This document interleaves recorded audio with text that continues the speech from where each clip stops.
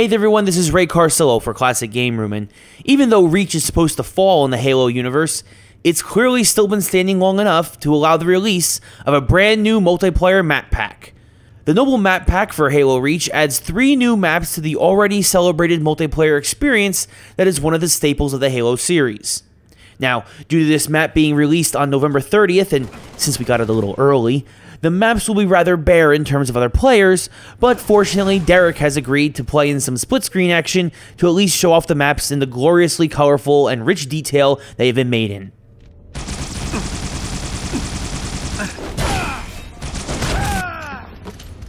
The first map we played on is called Anchor 9 and is a very small multiplayer map that is made for 2 to 8 players.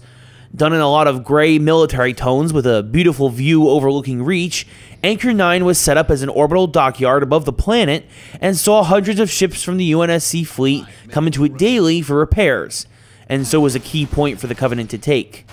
Now, you can choose to try to take it back in several game modes including Team Objective and Free-For-All. Derek and I, though, decided to choose the Juggernaut mode, which was unwise on my part because one man simply can't stop the Juggernaut.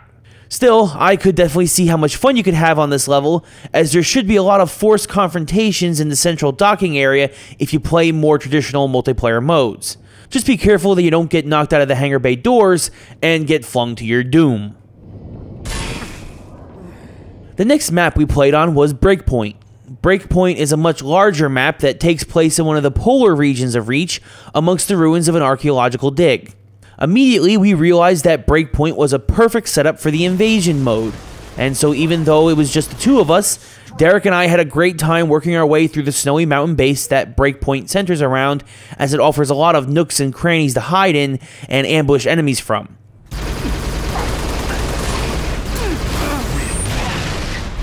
This could definitely make for a fun, but chaos-filled 16-player match.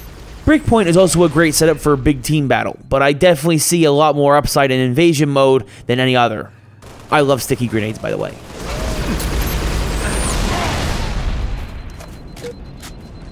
The final map was the one that simply took our breath away.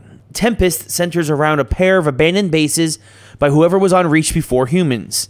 With a blue sky above and grass and sand beneath your feet, Tempest has the most possibilities for multiplayer modes in this new war zone that has opened up on the shores of Reach.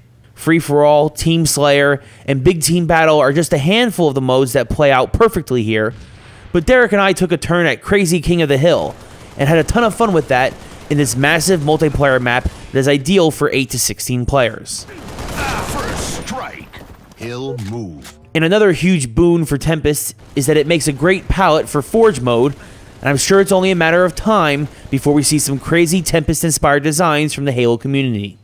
All in all, each level's design was sparkling, both aesthetically and as maps to breed constant conflict and chaos between whatever teams that find their way into them. My only question with the Noble map pack is it worth the 800 Microsoft points or $10 that it's priced at launch? Personally, I believe it seems a little steep.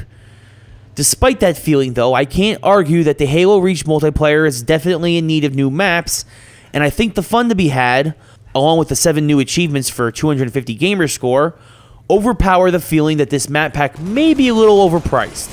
If you can't get enough of the Halo Reach multiplayer, or are just simply looking for a new challenge with the extra gamer score available, then I think the Noble map pack would be a fine purchase for you. He'll move.